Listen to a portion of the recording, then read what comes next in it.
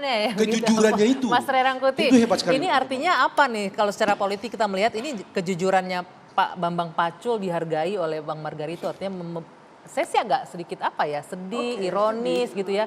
Jadi seburuk itukah kondisi perwakilan kita di DPR mengikuti kepentingan partai ketimbang rakyat? Satu hari kita di MPR, ada seseorang pejabat besar, saya tidak usah sebut namanya karena nanti tidak enak itu, tapi itu official. Saya bilang bla bla bla, dia bilang Margarito nggak begitu. Ini Republik, udah deh lu cari aja jadi ketua umum partai, ini beres kok. Udah Jadi kita kuncinya lihat. di ketua umum partai. Iya. Jadi yang mengendalikan negeri ini ketua umum partai. Nah, itu pejabat loh. Dan ya oke, saya nggak mau ngomong nama pejabat itu, Anda tahu semua. Eksekutif saja sudah menyerah. Pejabat, ya oke Mas Ray Rangkuti. Sebenarnya kalau kita runtut lagi ya sejak tahun 99 pasca reformasi, saya kira untuk anggota legislatif yang boleh disebut paling patuh pada ketua umum itu terjadi di era sekarang ini. Yaitu 2019-2024 gitu. Tahun 99 itu euforianya memang tinggi, hampir setiap orang itu seperti merepresentasi dirinya sendiri, bukan partai gitu ya.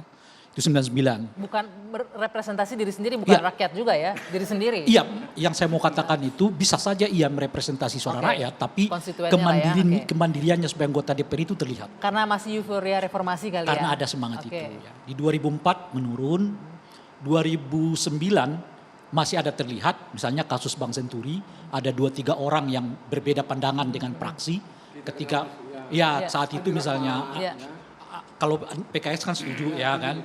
Misalnya Pak Effendi Hairi kan saat itu berbeda dengan PKB. Dia setuju bahwa ini ada persoalan misalnya gitu ya. 2014 ke 2019 makin konsolidasi ketua umum makin kuat terhadap anggota DPR. Dan 2019 ke 2024 ini hampir kelihatan nggak ada celah lagi bagi individu-individu anggota DPR di legislatif kita untuk bersuara berbeda. Bukan hanya persoalan yang terkait dengan profesionalisme mereka sebagai anggota DPR, tapi secara umum keputusan partai politik entah itu di ranahnya di DPR maupun ranahnya di luar DPR itu hampir tidak ada kelihatan. Apa penyebabnya Mas Ray kalau Anda melihat sebagai pengamat politik? Kenapa menurun ini? Ya, lebih kuat konsolidasi ketua umumnya kenapa? Pada akhirnya kemudian secara sosiologis dan kultural memang nikmat berkuasa itu gitu. Dan semakin ke sini konsolidasi para ketua umum ini juga makin kuat. Apalagi di tahun-tahun politik seperti sekarang ini kan. Ini kan tinggal 2-3 bulan lagi akan ada proses pencalekan kan gitu. Jadi mau calon lagi apa enggak? Ya, semua mau calon lagi apa enggak? Semua sangat tergantung pada keputusan ketua umum. Ketua umum partai. Tapi kalau begini mau dipilih apa enggak? Kan rakyat yang milih. Yang teken dapat ketua umum. Bahkan dengan kondisi seperti sekarang ini, proporsional daftar terbuka itu hampir tidak relevan sebetulnya bagi mereka. Meskipun tidak dengan itu saya mengatakan kita mengubahnya gitu ya.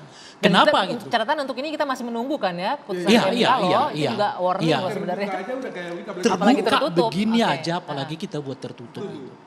Nah, pada 2000 seingat saya ya, apa yang disebut oleh Bung Margarito, itu pernah saya alami saat itu bersama dengan Ahok ya. Karena kesulitan untuk mendorong undang-undang perampasan aset ini. Saat itu istilah kita sebut undang-undang pembuktian terbalik. Nah sekarang disebut dengan undang-undang perampasan aset.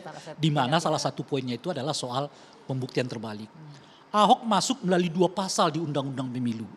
Bahwa setiap calon anggota legislatif itu harus selain melaporkan dana mereka kepada LHKPN dan dilaporkan kepada KPU, juga harus ada pasal di bawahnya yang menyatakan bila ada keraguan terhadap harta kekayaan mereka harus dibuktikan oleh yang bersangkutan bahwa harta itu didapatkan secara halal gitu. Itu pernah dulu bersama-sama kita perjuangkan masuk aturan itu di dalam undang-undang pemilu. Saya sempat mengatakan itu kepada Ahok. Ahok kalau pasal ini lolos, saya akan menyebut ini sebagai pasal Ahok, saya bilang. Sayangnya tidak lolos. Pasal ini tidak lolos ya. Ahok juga saat itu sudah selesai di DPR langsung jadi calon wakil kepala daerah di DKI Jakarta sehingga mengambanglah semua. Padahal cuma 2 pasal itu saja. Apalagi kita berbicara tentang 1 pasal utuh di dalam undang-undang.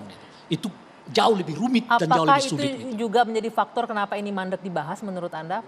Bunyi pasal per pasal yang mungkin mengkhawatirkan atau membahayakan pihak-pihak tertentu. Iya. Kan karena kita tahu politisi ini dekat dengan praktek-praktek yang berhubungan dengan manipulasi uang. Oke, Kan.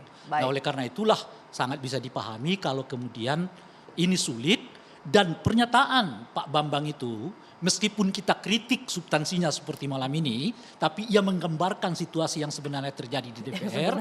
Yang kita mau mengatakan sebab ujung dari aliran uang ini kemungkinan besar mengumpul di dalam partai politik. Oke, baik. Oleh karena itulah harus terlebih dahulu dekat sehingga kas partai politik nggak Makanya kosong butuh gitu loh persetujuan kira-kira. ketua partai politik. itu jadi Baik, nanti penting kita juga gitu. akan ajak Bung Teddy berbicara dan juga Mas Uceng ya, Zainal Arifin Mukhtar yang sudah bergabung secara virtual dari Jogja. Usai jeda sesaat lagi di Dua Sisi.